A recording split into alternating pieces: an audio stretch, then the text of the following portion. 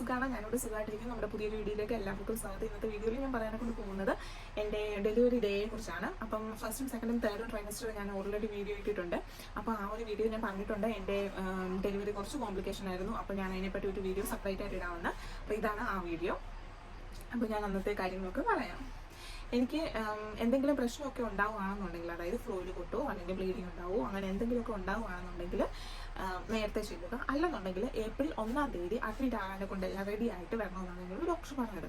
അപ്പം അതിന് മുമ്പായിട്ട് എനിക്ക് പ്രശ്നങ്ങളൊന്നും ഉണ്ടായില്ല. ഞാൻ ഏപ്രിൽ 1-ാം തീയതി അഡ്മിറ്റ് ആകാനെ കൊണ്ട് എല്ലാ സാധനങ്ങളും സെറ്റ് ചെയ്ത് വീട്ടിൽ നിന്ന് പോയി. ഞാനും അമ്മയും കൂടെ പോയി. അപ്പോൾ രാവിലെ പോയി ഞങ്ങൾ, കാരണം എനിക്ക് ഷുഗർ നോക്കണമായിരുന്നു. അപ്പം ഫാസ്റ്റിങ്ങിലുള്ളതും അല്ലാതുള്ളതും ഷുഗർ നോക്കണമായതുകൊണ്ട് രാവിലെ ഞങ്ങൾ പോയി. അപ്പോൾ അതിൻ്റെ റിസൾട്ടൊക്കെ വാങ്ങിച്ച് ഞങ്ങൾ ഡോക്ടറിനെ കാണാൻ കൊണ്ട് ചെന്നു. അവിടെ ചെന്ന് ഡോക്ടർ ഞങ്ങൾക്ക് അഡ്മിറ്റ് ആകാനൊക്കെയുള്ള ആ ഒരു ഷീറ്റ് കാര്യങ്ങളൊക്കെ ഫോമൊക്കെ എല്ലാം റെഡിയാക്കി തന്നു. അങ്ങനെ ഞങ്ങൾ അഡ്മിറ്റായി. അങ്ങനെ ഒരു ഉച്ചയൊക്കെ കഴിഞ്ഞപ്പം ഞങ്ങൾ ഡോക്ടർ വന്നിട്ട് എന്നോട് പറഞ്ഞു, ഉള്ളു പരിശോധിച്ചു, PV ചെയ്തു.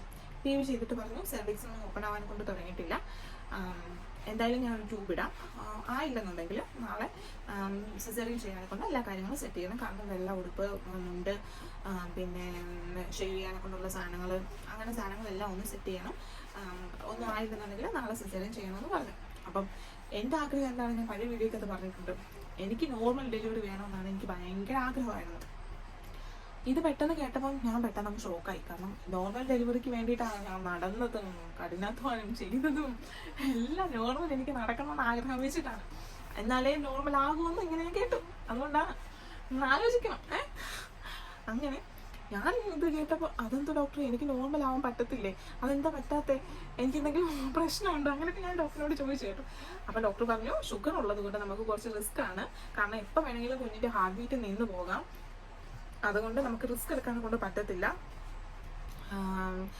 സെർവിക്സ് ഓപ്പൺ ആയില്ലെന്നുണ്ടെങ്കിൽ കുറേ നേരം കുഞ്ഞിനെ അങ്ങനെ വെച്ചുകൊണ്ടിരിക്കാനും കൊണ്ട് പറ്റത്തില്ല. നമുക്ക് സിസേറിയൻ ചെയ്തിട്ട് കുഞ്ഞിനെ പുറത്തിട്ട് പറ്റത്തുള്ളൂ, കുഞ്ഞിൻ്റെ ജീവൻ വരെ അത് ആപത്താവും എന്നോട് ഞാൻ പറഞ്ഞു. എൻ്റെ കിളിയെല്ലാം പോയി, ഞാനിങ്ങനെ ഇരിക്കുമോ അതൊക്കെ കേട്ടു. അപ്പം അത് കേട്ടപ്പോൾ അമ്മയ്ക്കും പെട്ടെന്ന് പേടിയായി. ഞാൻ പിന്നെ പെട്ടെന്ന് ചാച്ചുവിനെ വിളിച്ചു. ചാച്ചു കൂടിയില്ല. ചാച്ചുവിനെ വിളിച്ചിട്ട് പറഞ്ഞു, ഇതുപോലൊക്കെ പറയുന്നു, എന്തോ ചെയ്യണം എനിക്കറിയത്തില്ല, എനിക്ക് നോർമൽ വേണമെന്നായിരുന്നു ആഗ്രഹം. ഇപ്പം എനിക്ക് ഓൾറെഡി എനിക്ക് സെഫാലിക്കാണ്, ഫ്ലൂയിഡ് കാര്യങ്ങളും കുഴപ്പമില്ല, ബ്ലീഡിങ് ഇല്ല, ഒരു വാങ്ങാത്തൊരില്ല, എനിക്ക് കുഴപ്പമൊന്നുമില്ല, ഇങ്ങനെ ഇരിക്കുക. എനിക്ക് ഡെലിവറി ആവാനൊക്കെ ഡേറ്റ് പറഞ്ഞ ഡേറ്റും കിടപ്പുണ്ട്. അപ്പം ഇതെല്ലാം കേട്ട് ഞാനിങ്ങനെ ഇരിക്കുക. എന്തോടാ. അപ്പം എനിക്ക് എന്ത് ചെയ്യണമെന്ന് എനിക്കറിയത്തില്ല. ഞാനിങ്ങനെ ആലോചിച്ചിങ്ങനെ ഇരിക്കുക. എന്നിട്ട് ഞാൻ ശശിനെ വിളിച്ചു, നിനക്ക് കോൺഫിഡൻസ് ഉണ്ടോ എന്ന് എന്നോട് ചോദിക്കുക. ഞാൻ എന്ത് പറയാനാ,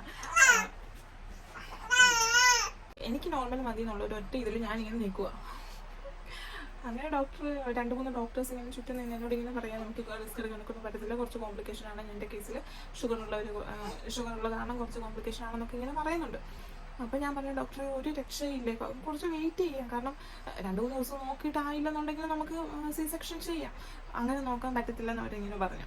അപ്പം ഞാൻ പറഞ്ഞു ശരി, വേറെ എന്താ ചെയ്യാൻ പറ്റുന്നതെന്ന് ചോദിച്ചപ്പോൾ അവർ പറഞ്ഞു കുറച്ചുകൂടെ ഫെസിലിറ്റി ഉള്ള ഏതെങ്കിലും ഒരു ഹോസ്പിറ്റലിലോട്ട് മാറുകയാണെന്നുണ്ടെങ്കിൽ കുഴപ്പമില്ല എന്ന് പറഞ്ഞു. ഇപ്പം അങ്ങനെ നോർമൽ തന്നെ വേണമെന്ന് ആണെന്നുണ്ടെങ്കിൽ നീ ഒരു കാര്യം ചെയ്യും, ഞാൻ വേറെ ഏതെങ്കിലും ഹോസ്പിറ്റലിലോട്ട് ഞങ്ങൾ എഴുതി തരാം, നീ അങ്ങനെ നോക്കാനെ കൊണ്ട് പറഞ്ഞു. അപ്പം ഞാൻ ചോദിച്ചു വേറെ ഏത് ഹോസ്പിറ്റലാണ് മാം ഏതെങ്കിലും ഒന്ന് പറയാമെന്ന് ചോദിച്ചപ്പോൾ അവർ പറഞ്ഞു കോട്ടയം മെഡിക്കൽ കോളേജിലോട്ട് തരാമെന്ന് പറഞ്ഞു. അപ്പം ഞാൻ പറഞ്ഞു ശരി.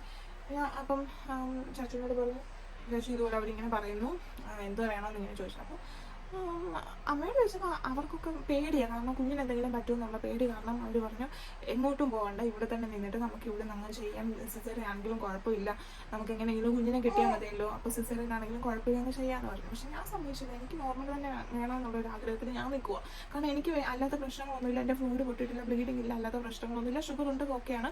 പക്ഷേ അത് ഓവറായിട്ടുള്ള ഷുഗർ ഇല്ല, ഞാൻ കൺട്രോൾ ചെയ്ത് പൊയ്ക്കൊണ്ടിരിക്കുകയാണ്. അപ്പോൾ അങ്ങനെ ഓവറായിട്ടൊന്നും ഇല്ല. ഞാനും ഫാസ്റ്റിങ്ങിൽ എനിക്ക് 85-നകത്താണ് ഫാസ്റ്റിങ്ങിൽ എനിക്കുള്ളത്. അപ്പോൾ അത് അത്ര വലിയ കൂടുതലായിട്ടൊന്നും എനിക്ക് തോന്നിയില്ല. അങ്ങനെ അവർ കോട്ടയത്തോട്ട് എഴുതും. അങ്ങനെ കോട്ടയത്തോട്ട് പോകാൻ കൊണ്ട് തീരുമാനിച്ച് അങ്ങനെ ഞങ്ങൾ കോട്ടയം ഹോസ്പിറ്റലിൽ എത്തി. വൈകിട്ട് ഒരു 7-8 മണിയൊക്കെ ആയപ്പോഴത്തേക്ക് നമ്മൾ അവിടെ എത്തി. അപ്പോൾ അവിടെ എപ്പോഴും 24 hours അവർ ഡോക്ടേഴ്സ് ഉണ്ട്. അപ്പം അവരിങ്ങനെ എന്നോടിങ്ങനെ കാര്യങ്ങളൊക്കെ അന്വേഷിച്ചു, ഇങ്ങനെ എന്താ ഇങ്ങോട്ട് വരാനെ കൊണ്ടുള്ള കാരണം എന്നൊക്കെ അവർ ചോദിക്കും. അപ്പം നമ്മൾ എല്ലാ കാര്യങ്ങളും പറഞ്ഞ് ഇതോടെ എനിക്ക് നോർമൽ വേണമെന്നാണ് ആഗ്രഹം, മാക്സിമം ട്രൈ ചെയ്യാമെന്ന് വിചാരിച്ചു. അപ്പം അതുകൊണ്ട് അവിടെ കുറച്ച് റിസ്ക് ആണെന്ന് പറഞ്ഞു.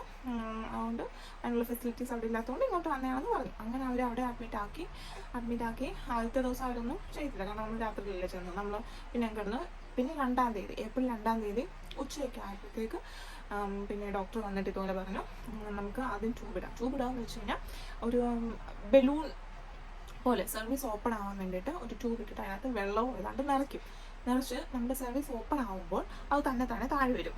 അങ്ങനെ അതാണ് അതിൻ്റെ പരിപാടി. അപ്പം എൻ്റെ കൂടെ കുറേ ആൾക്കാരുണ്ടായിരുന്നു കേട്ടോ, വേറെ ഗർഭിണികളുണ്ടായിരുന്നു, അവിടെ ഇഷ്ടംപോലെ ആൾക്കാരുണ്ട് കേട്ടോ.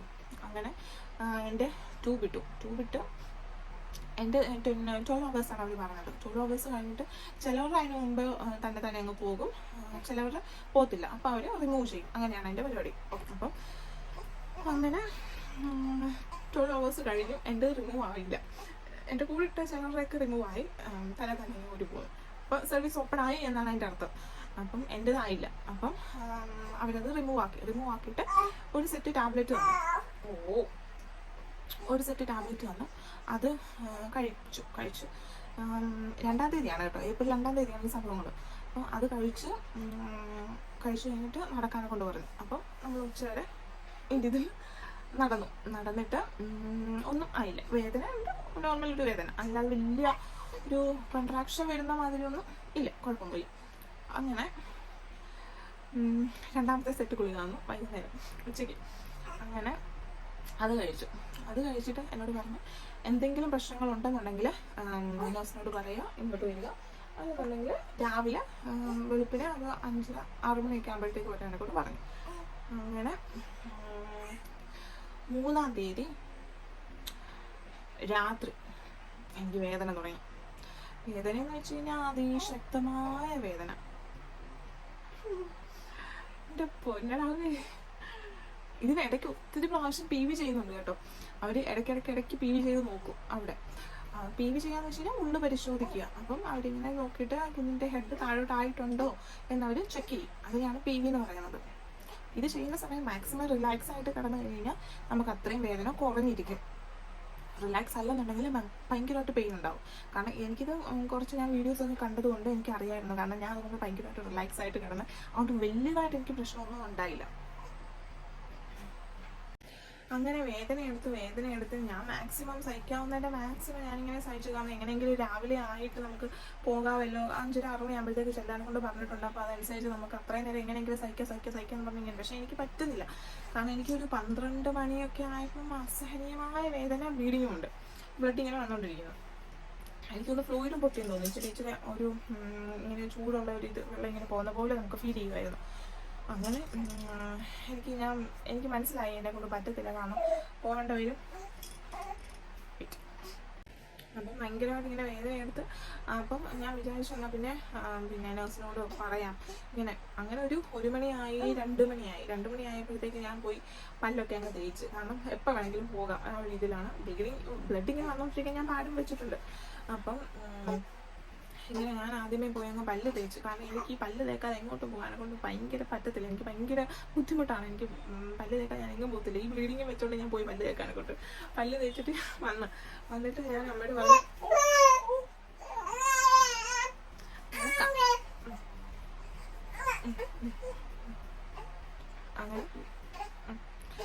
അങ്ങനെ ഞാൻ അമ്മയോട് പറഞ്ഞു, അമ്മയെ നമുക്ക് നഴ്സിനോട് പറ, കാരണം എനിക്ക് ഭയങ്കരമായിട്ട് വേദന എടുക്കുന്നു, ഇത്രയും ബ്ലഡും പോകുന്നുണ്ട്. അപ്പം ഈ പാടിനകത്തുനിന്നൊക്കെ കവിഞ്ഞ് പോകുന്നു ബ്ലഡ്. അത് കഴിഞ്ഞിട്ട് ഞാൻ ഡ്രസ്സ് മാറി, കാരണം അവിടെ വെള്ളം ഇടാൻ പറ്റത്തുള്ളൂ അങ്ങ് പോകുമ്പോൾ. അപ്പോൾ ഞാൻ പെട്ടെന്ന് ഡ്രസ്സ് മാറി പിന്നെ തലമുടി 2ആയിട്ട് കെട്ടി വെക്കണം, 2 സൈഡിലോട്ട്. അപ്പോൾ അതും ചെയ്യണം. അപ്പോൾ അതും ചെയ്ത് അപ്പോഴത്തേക്ക് അമ്മ നഴ്സിനോട് ചെന്ന് പറഞ്ഞു. നഴ്സ് അപ്പോഴത്തേക്ക് താഴെ അങ്ങ് ലേബർ റൂമിൽ വിളിച്ച് അപ്പോഴത്തേക്ക് അവർ കൊണ്ടുചെല്ലാനെ കൊണ്ട് പറഞ്ഞു. അങ്ങനെ ഞാനൊരു 2:30-3 മണിയൊക്കെ ആയപ്പോഴത്തേക്ക് അങ്ങ് പോയി ലേബർ റൂമിൽ പോയി. അവിടെ കിടന്ന് വേദന വരും പോവും അങ്ങനെ ഇരിക്കുക. എന്നിട്ട് അങ്ങനെ രാവിലെ ആയിട്ട് ഫുഡ് കഴിക്കാനൊക്കെ എനിക്ക് ബ്രേക്ക്ഫാസ്റ്റ് കഴിക്കാനൊക്കെ അവർ പറഞ്ഞു. എനിക്ക് ബ്രേക്ക്ഫാസ്റ്റ് ഒന്നും കഴിക്കാൻ പറ്റില്ല, കാരണം അത്രയും എനിക്ക് വേദന വരുന്ന സമയത്ത് അങ്ങ് ഭയങ്കര വേദന. പിന്നെ അങ്ങ് ഓക്കെ ആവും, അതുപോലെ പിന്നെ പോകും, പിന്നെ വരും. അങ്ങനെ അങ്ങനെ കുറേ നേരം ഞാനത് സഹിച്ചു. ഞാനവിടെ 2:30-3 മണിയൊക്കെ ആയപ്പോഴത്തേക്ക് തന്നെയല്ലേ. അത് കഴിഞ്ഞ് വന്നവരൊക്കെ പ്രസവിക്കുന്നുണ്ട്. ഈ ഓരോ പ്രസവങ്ങൾ നമുക്ക് ഇങ്ങനെ കാണാം. പിന്നെ അവർ കട്ട മാത്രമേ എടുത്തുള്ളൂ, എന്നാലും നമുക്ക് ഈ മറ്റേ കാലയും വിളിയൊക്കെ കേൾക്കാമല്ലോ. അപ്പം ഞാൻ ചെന്നതിന് ശേഷം വന്നവരൊക്കെ പ്രസവിച്ച് കഴിഞ്ഞിട്ട് പോകുന്നു. ഞാനിങ്ങനെ അവിടെ കിടക്കും, വേദന എടുത്തിട്ട് എനിക്ക് ഫസ്റ്റ് എക്സ്പീരിയൻസ് അല്ല, എനിക്ക് കൂടുതലായിട്ടൊന്നും അറിയത്തില്ല. അപ്പം അവർ പറയുന്നുണ്ട് വേദന വരുവാണെന്നുണ്ടെങ്കിൽ പുഷ് ചെയ്യണം അവർ പറയുന്നുണ്ട്. അപ്പം എനിക്ക് വേദന വരുന്നുണ്ട്, പെട്ടെന്ന് പോകുന്നുണ്ട്, പെട്ടെന്ന് പോകുന്നു. അങ്ങനെ കുറച്ചങ്ങോട്ട് നിന്നാലല്ലേ പറ്റത്തും. അങ്ങനെ നിൽക്കുന്നില്ല. അങ്ങനെ രാവിലെ ആയപ്പോൾ എന്നെ അവിടുന്ന് വേറൊരു റൂമിൽ കൊണ്ടുപോയി അവിടെ കിടന്നിട്ട് എന്നോട് പറഞ്ഞു ഇതുപോലെ വേദന വരുവാണെന്നുണ്ടെങ്കിൽ നന്നായിട്ട് പുഷ് ചെയ്തു എന്ന് പറഞ്ഞു. അപ്പം കൂടെ ആരെങ്കിലും കേട്ടണമെന്ന് ചോദിച്ചു. അപ്പം ഞാൻ പറഞ്ഞു അമ്മ പുറത്തുണ്ട് എന്ന് പറഞ്ഞു. ഹസ്ബൻഡ് ഇവിടെ ഇല്ലല്ലോ. അപ്പം അമ്മ കയറ്റി കാണിക്കാനെ കൊണ്ട്. അമ്മയ്ക്ക് അങ്ങനെ കണ്ടുകൊണ്ടിരിക്കാനൊന്നും നമുക്ക് പറ്റത്തില്ല. കാരണം പെയിൻ അല്ലേ. കാരണം അലക്ക് എന്റെ കഥയാ പറയുന്നത്. അപ്പം അമ്മ കയറി. അങ്ങനെ വേദന വന്നപ്പോൾ എന്ത് വേദന എൻ്റെ പൊന്നോ. എനിക്കിപ്പോൾ എക്സ്പീരിയൻസ് ചെയ്യാനെ കൊണ്ട് ഭയങ്കര ആഗ്രഹമായിരുന്നു. അത് സാധിച്ചു കേട്ടോ. എനിക്കങ്ങനെ ഹെഡ് വരുന്ന സമയത്ത് അവർ പറയും തല കാണുമ്പോഴും കാണാൻ പറ്റുന്നുണ്ട്, നന്നായിട്ട് പുഷ് ചെയ്തെന്ന് അവർ പറയും. അങ്ങനെ അത് സംഭവിച്ചു ഗൈസ്, അത് സംഭവിച്ചു. ഇപ്പോൾ ഭയങ്കര ചിരി, എനിക്കത് ഓർക്കുമ്പോൾ ചിരി വരുന്നുണ്ട്. കാരണം ആ ഒരു സമയത്ത് നമുക്കുണ്ടാകുന്ന ആ ഒരു ഫീലിങ്, ഈ കുഞ്ഞിനെ കാണുമ്പോഴുള്ള നമുക്ക് ആ ഒരു, എനിക്കിപ്പോൾ തന്നെ കണ്ടു നിറയുന്നു. എന്ത് സന്തോഷമാണെന്നറിയാം, ഭയങ്കര ഹാപ്പിനെസ്. അപ്പോൾ കുഞ്ഞിനെ എടുത്തപ്പോൾ ശരിക്കും ഞാൻ കുഞ്ഞിനെ എടുത്തിട്ട് എന്തുവാടാ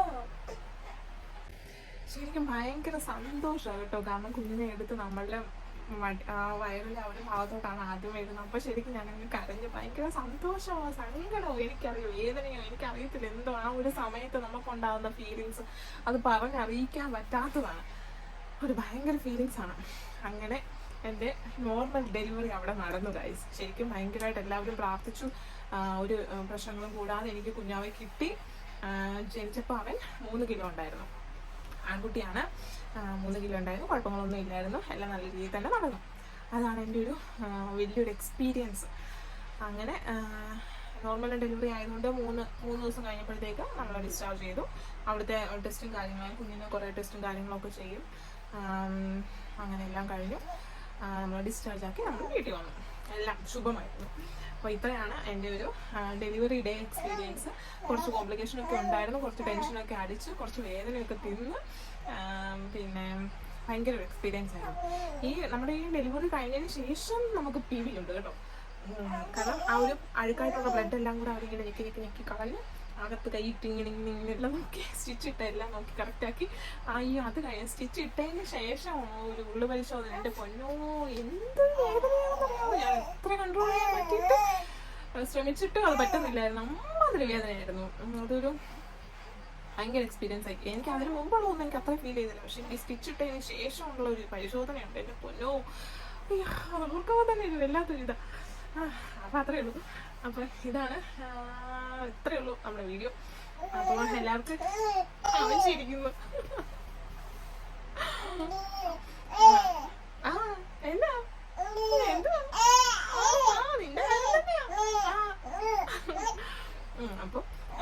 അപ്പോൾ ഈ ഒരു വീഡിയോ നിങ്ങൾക്ക് ഇഷ്ടപ്പെട്ടെന്നുണ്ടെങ്കിൽ പ്ലീസ് സബ്സ്ക്രൈബ് ചെയ്യുക, സപ്പോർട്ട് ചെയ്യുക. മുമ്പോട്ടുള്ള വീഡിയോകൾ കാണാൻ വേണ്ടിയിട്ട് നോട്ടിഫിക്കേഷൻസ് വരാനെ കൊണ്ടെല്ലാം ബെൽ ഓപ്ഷൻ എല്ലാം കൊടുക്കുക. എല്ലാവരും സപ്പോർട്ട് ചെയ്യുക. അപ്പോൾ നമ്മുടെ ഈ ഒരു വീഡിയോ ഇത്രയേ ഉള്ളൂ. അപ്പോൾ അടുത്ത വീഡിയോ ആയിട്ട് പിന്നെ കാണാം. അപ്പോൾ ബൈ, താങ്ക് യു ഓൾ.